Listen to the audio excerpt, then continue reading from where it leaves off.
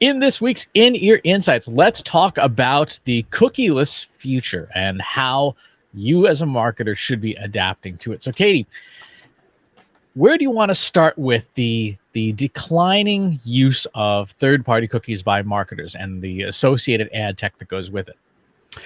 I mean, I think that in itself is a great place to start. So just sort of like a quick recap as to what the cookieless future really means. My my understanding is that basically privacy regulations have become stricter in terms of people just not wanting their data to be shared with any old person, any old company. So basically, marketing agencies, marketing companies that have been reliant on cookies to retarget and sort of collect a certain amount of data from users, basically without consent. It's not that it's without consent, but consumers aren't super savvy as to where cookies are, what kind of data they collect. And so moving forward, those cookies will no longer be available for marketers to use in terms of targeting their audience by interest, by other websites that they visited, and collect any kind of identifying information. And so that's sort of in a nutshell what the future of remarketing cookies would look like, third-party cookies. And so now comes the question of, well, what are marketers supposed to do? And I think, what are they supposed to do? Well, cry, panic. And I've been saying this the whole time. If your marketing team has been solely reliant on those third-party cookies, yeah, you're going to be screwed. You're going to have problems. But creating things, giving your consumers and your audience an opportunity to opt in, saying, I've created something so compelling and so interesting and relevant to you, audience member, that the audience member is like, you know what? Okay, you can have some of my identifying information so that I can have that piece of content. That's sort of like the unicorn scenario. That's not the easy path, but that is, a path worth exploring, is basically creating things that people are willing to sign up for. And that kind of solves the problem. It solves the problem from once you've gotten the audience member to a property that you own. But for folks who have ad budget, what are they supposed to spend their money on? Awareness, quite honestly. Awareness is a really great place to start. And so you can be running search ads, keyword targeted, interest art targeted for your ideal customer.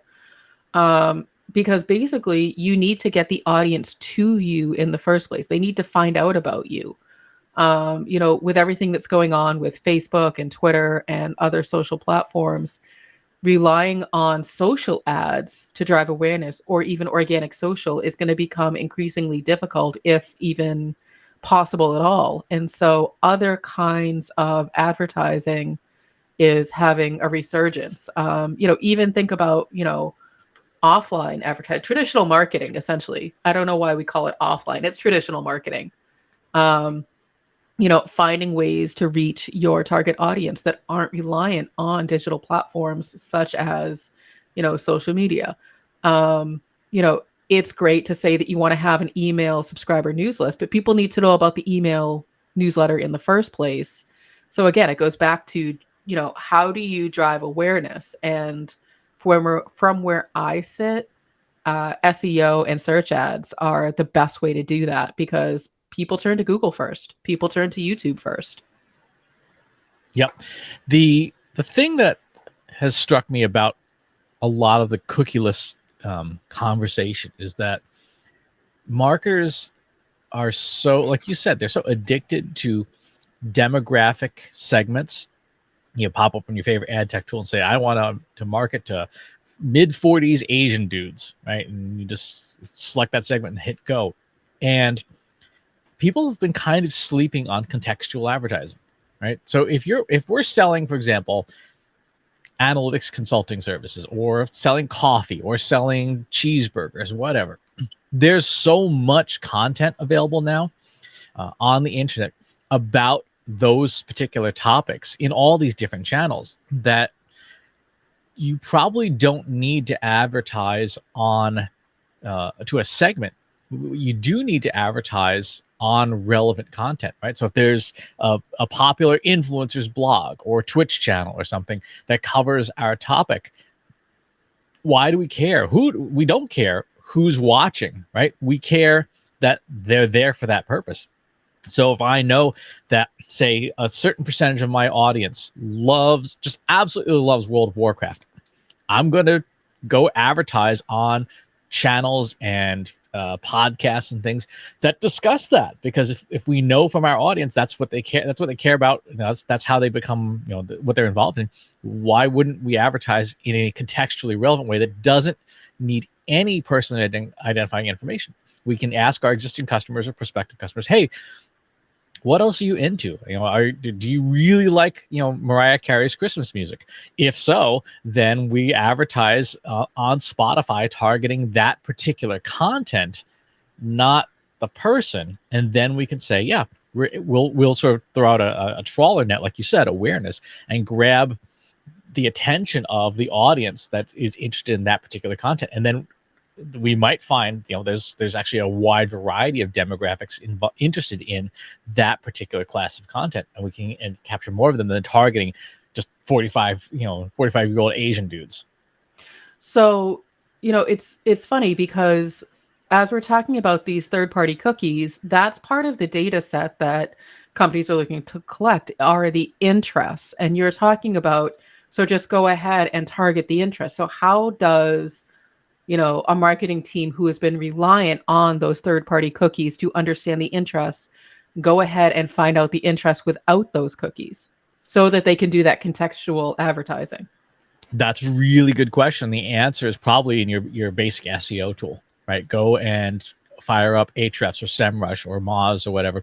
Type in your top 10 keywords. Look at the publications, the places that show up for that. Put in your top hashtag on TikTok or Instagram, whatever. Look at the top 10 channels that pop up and say, okay, do any of these people accept ads, or sponsors or whatever, and if so, how much is it going to cost me to do that?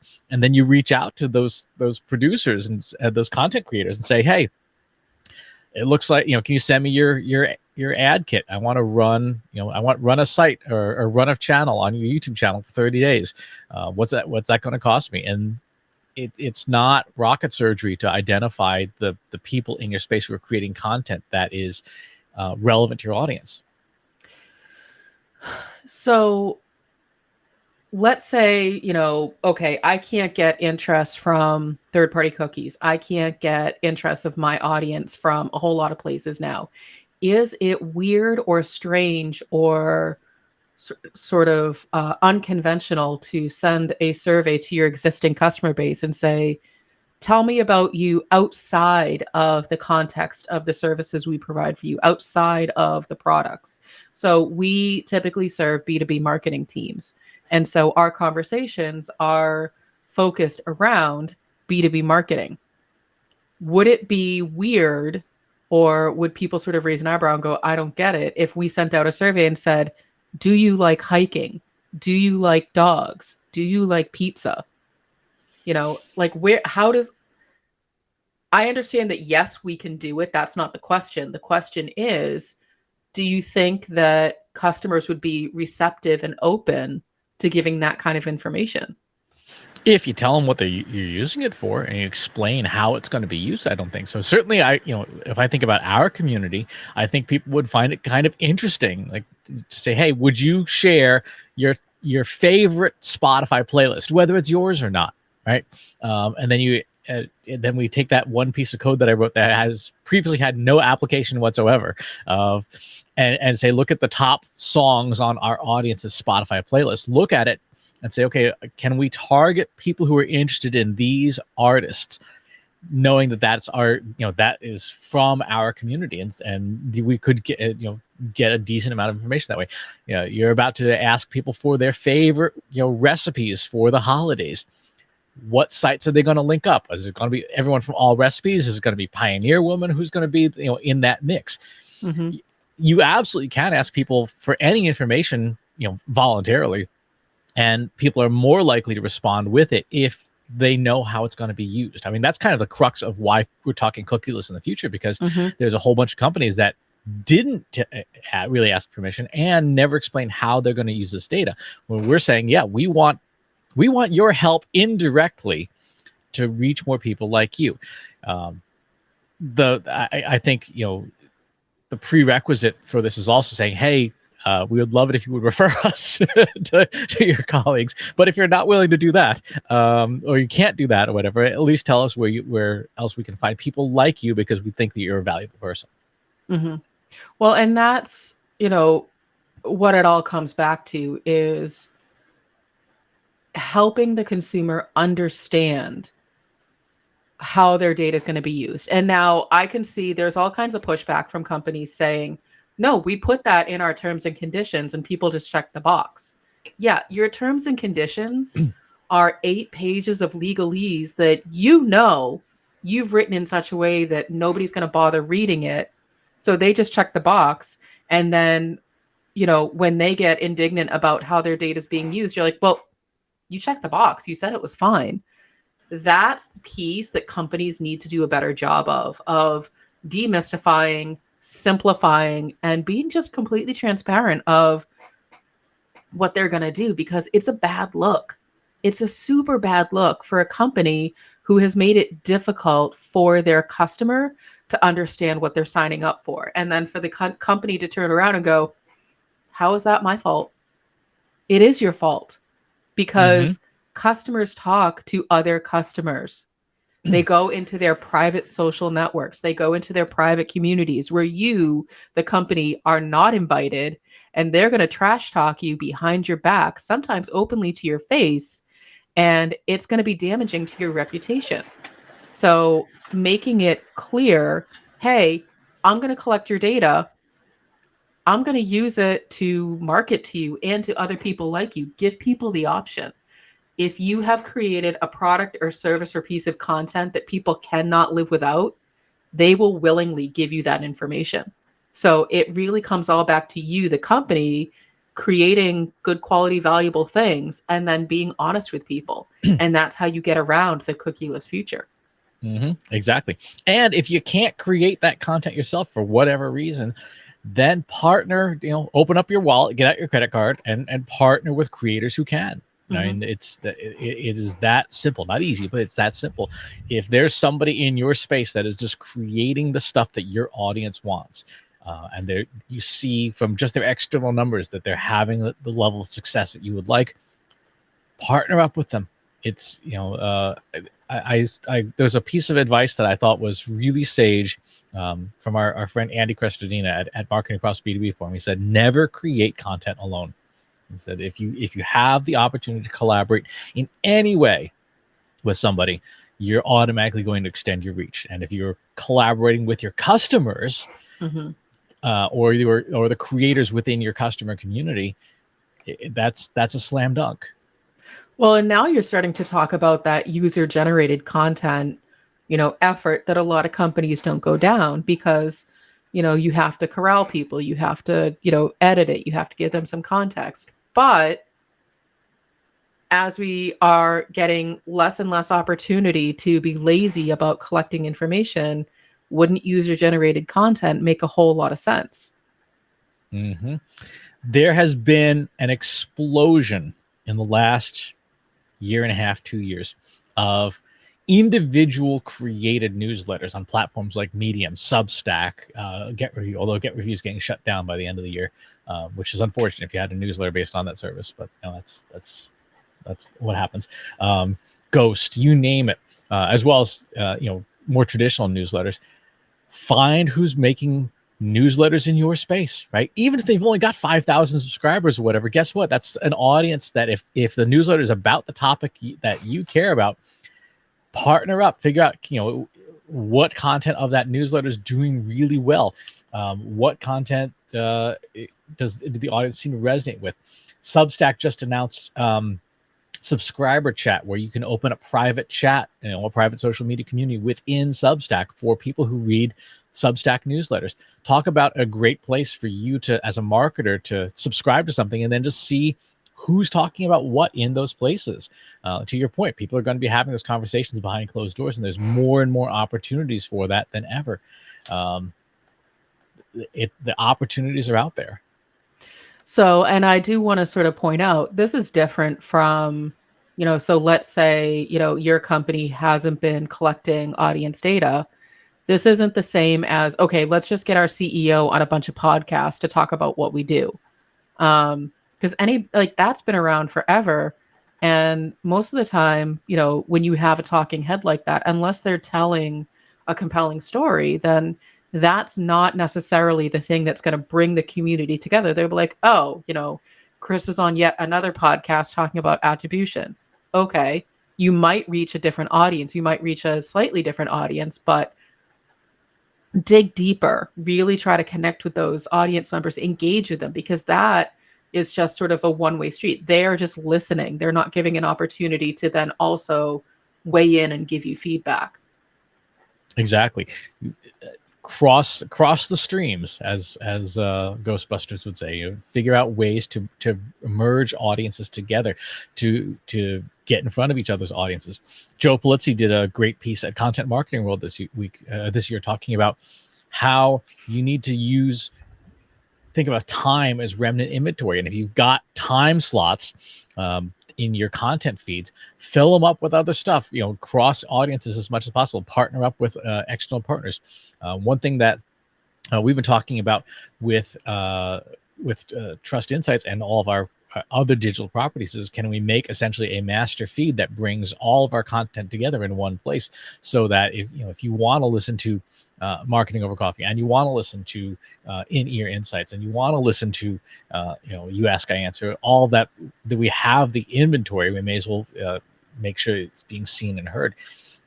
That level of collaboration. Now, though, granted, those are properties we all own internally, but there's nothing saying we couldn't go out to our friend Kerry Gorgo and say, hey, can we loop in some of your content, or use some of your remnant inventory as in terms of time slots in your content feeds. Mm-hmm. Yeah, no. And I think that, partnerships, collaboration, community, all of those things, they just make logical sense. It's more personal. It's how you get to make those connections, because even, let's say that third-party cookies aren't going away. There's nothing personal about that. It's still a very cold, impersonal experience where I'm basically making broad assumptions about the people that I'm collecting data on. So it's essentially the same experience of me walking into a room and making snap judgments about, each individual person that's in there without talking to them, without getting to know them. And so, I could walk into a room, I've never met you, and I would look at you and go, okay, I think he looks like he's Asian. I think he looks like he's, in his 40s. I think, he, looks like this. He probably likes this. I'm making assumptions based on that very superficial layer. And so even if third-party cookies weren't going away, it's still very superficial data. You're still not getting to know people. You're still not giving them what they want. So even if you still have the opportunity to use that data, you still need to dig deeper. Exactly. And with some interests, they cross wide lines. We've talked in the past, the whole Netflix special on My Little Pony, and who likes My Little Pony, right? There's the 8 to 14-year-old girls, but also the 26 to 40-year-old dudes. Mm-hmm. If you're relying on those superficial characteristics of data, you're only going to target one of those markets. And the market you're not targeting has like 1,000 times the disposable income of an 8-year-old. So if you want to make some money, put aside the superficial stuff and focus on the context and the content, so mm-hmm. that you're showing up for the right topics. If you think about it, one of the things that TikTok does brilliantly that other companies don't is they are topic focused. You don't really spend a whole lot of time following people for people's sake on TikTok. You follow topics and ideas, and the algorithm tends to recommend videos that are on the topics that you've shown interest in. So you'll be put in front of new creators fairly frequently in the For You feed, mm-hmm. and it's all topic based. right? So if you are targeting, if you're advertising, if you're looking where to spend some ad budget, look at who's consistently hitting those wins on your topic and partner up with them. The other thing that is important about partnership and collaboration is that, what you were saying earlier, we are at a very challenging time with big ad tech. Right? All these different companies are experiencing the throes of right sizing, if you will.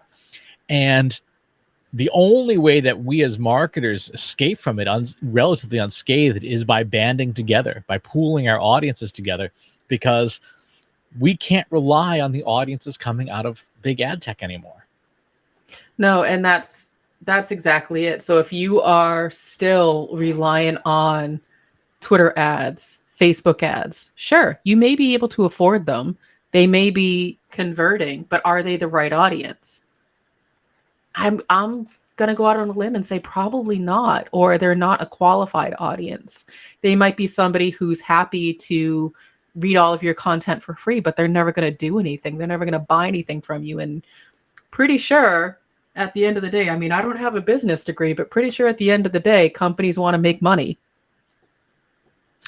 We're doing some work for a client of ours that sells very high-end products, very high-end home renovation products, and they were seeing very high conversion rates on their Facebook ads, but not high conversion to sales qualified leads.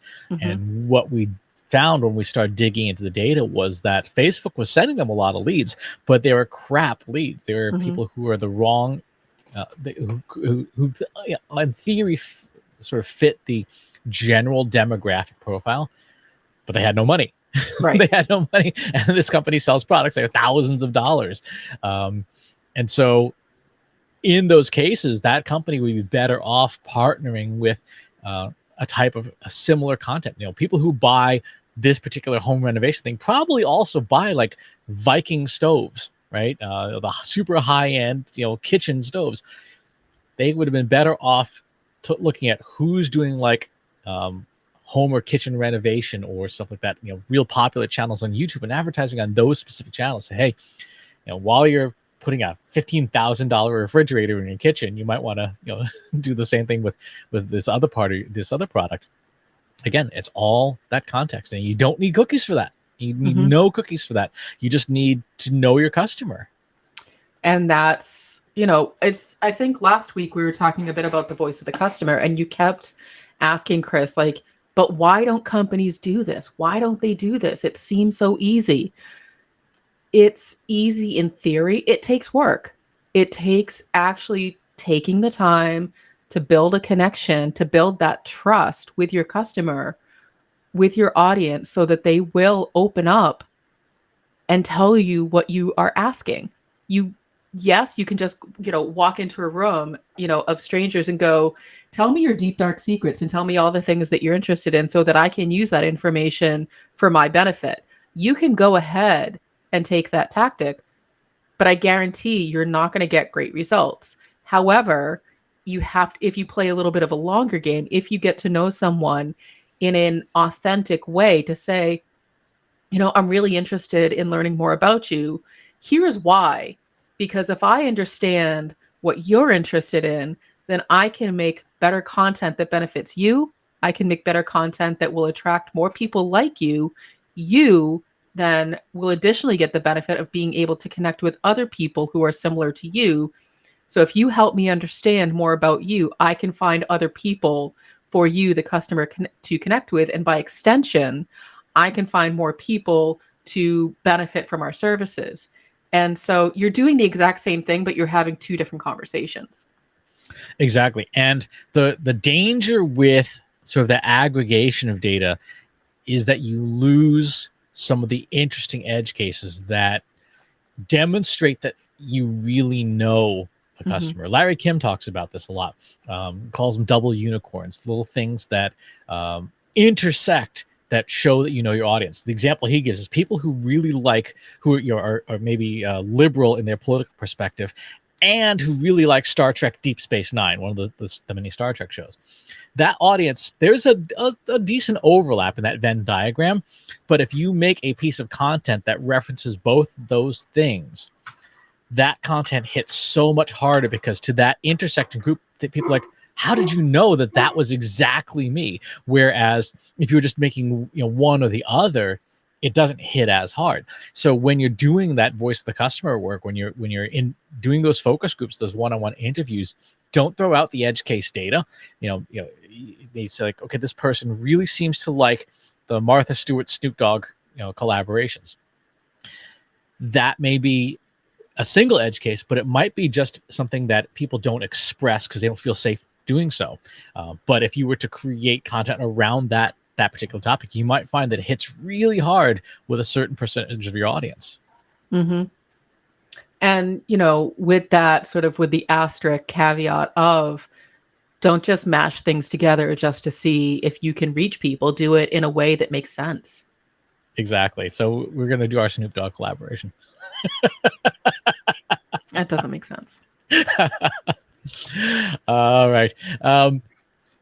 What are your plans for the Cookieless future? How much context and content targeting are you planning on pivoting to, as opposed to focusing on demographics and ad segments? Let us know over in our free Slack group. Go to trustinsights.ai/analytics for marketers, where you and over almost 3,000 other marketers are asking and answering each other's questions every single day. And wherever it is you watch or listen to the show, if there's a platform you'd rather have it on instead, pop on over to trustinsights.ai/TI podcast, where you can find us on most other channels. And while you're there, if you're on that channel, please leave us a rating and a review. It does help us share the show without having to make Snoop Dogg collaborations. Thanks for tuning in, and we'll talk to you next time.